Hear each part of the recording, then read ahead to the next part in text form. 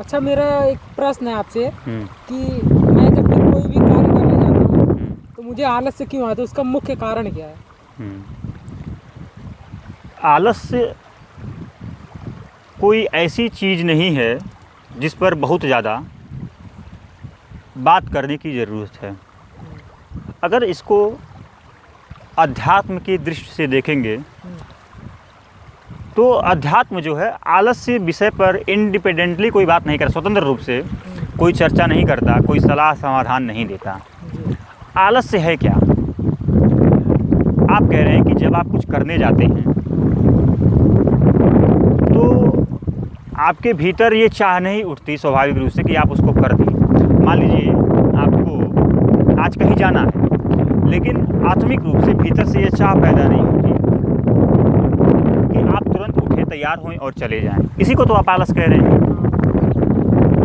अध्यात्म एक एक मुद्दों को लेकर के बात नहीं करता। अध्यात्म कोई ऐसी दवा नहीं है या ऐसी चिकित्सा पद्धति नहीं है जिसमें दर्द के लिए अलग दवा, बुखार के लिए अलग दवा, पेट दर्द के लिए अलग दवा, सर दर्द के लिए अलग दवा, अलग अलग वहाँ पे विभाजन नहीं है।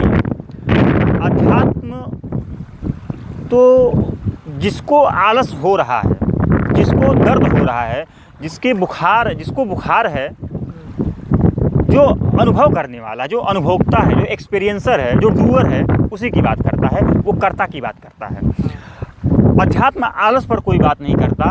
अध्यात्म बात उस पर करता है कि ये आलस हो क्यों रहा है और किसको हो रहा है। किसको हो रहा है मूल रूप से अध्यात्म उस पर बात करता है। अब अध्यात्म कहता है कि जिसको ये आलस हो रहा है उसके पीछे कोई वजह होगी, उस वजह की जांच पड़ताल करता है, चीर-फाड़ करता है अध्यात्म। तो अध्यात्म कहता है कि जब आप स्वयं के बारे में बखूबी जानते हैं, जब आप ये जानते हैं कि आपका स्वधर्म क्या है, जब आप ये जानते हैं कि आप इस प्रकृति में पैदा हुए हैं, प्रकृति एक इंडिपेंडेंट इकाई है, एंटिटी है, तो उस इकाई के रूप में आपका जो स्वधर्म है, उस स्वधर्म की जब आप राह बढ़ेंगे तो उसमें कोई व्यवधान, कोई विरोध उत्पन्न नहीं होता है।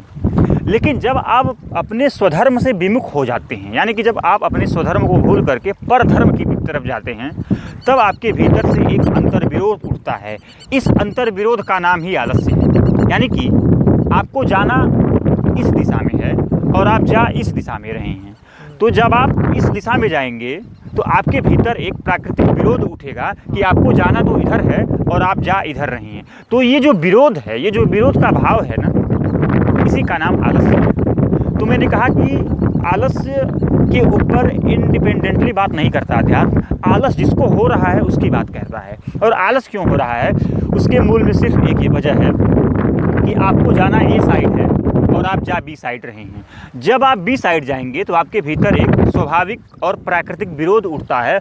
उस विरोध का नाम ही है आलस्य। अब सवाल ये है कि हमें जिधर जाना है उधर न जा करके हम दूसरी तरफ क्यों जाते हैं। तो बात तो कुल मिलाकर एक ही है कि जब हमें ये पता नहीं होता है कि हम हैं कौन, तो बहुत स्वाभाविक सी बात है कि हमें जाना कहाँ है ये भी नहीं पता होता है। तो फिर हमें दूसरे पर निर्भर होना होता है। जब आपको अपना नहीं पता होता है, अपने बारे में कुछ नहीं जानते, तो दूसरा जो कुछ भी आपको बता देगा आप उसी को मान लेंगे।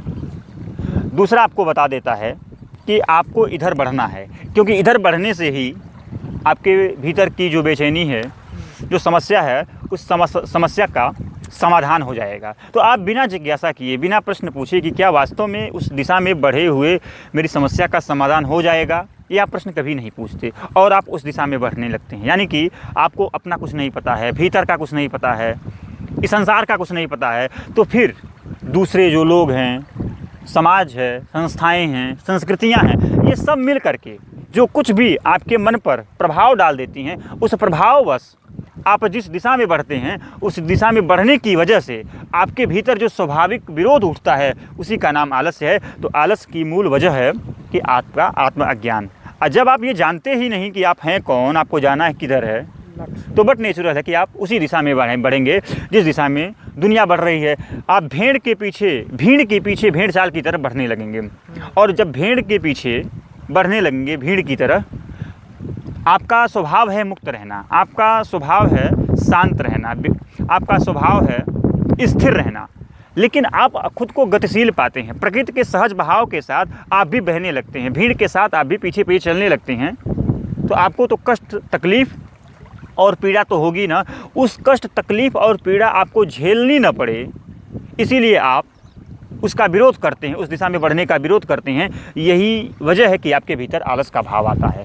तो आलस के भाव के पीछे सिर्फ एक वजह है, आपका कुछ पता नहीं है। जब आपका कुछ पता होता, आपको पता होता है कि आपका वास्तविक धर्म क्या है, स्वधर्म क्या है, आपकी लाइफ का एक्चुअल पर्पज़ क्या है, और उस पर्पज़ के अकॉर्डिंग जब आप उस दिशा में बढ़ रहे होते हैं जिस दिशा में आपको एक्चुअल में बढ़ना होता है, तब न तो भीतर से आपके कोई विरोध उठता है, न आलस्य उठता है, न बेचैनी उठती है, बल्कि आपके भीतर की जो प्यास है, जो तड़प है, तो न सिर्फ वो शांत होती है, बल्कि आप जीवन भर उस आनंद के साथ, सहजता के साथ, चैन के साथ अपनी ज़िंदगी को जीते हैं, जिसको जीना न सिर्फ आपका हक है बल्कि आपका उद्देश्य भी है।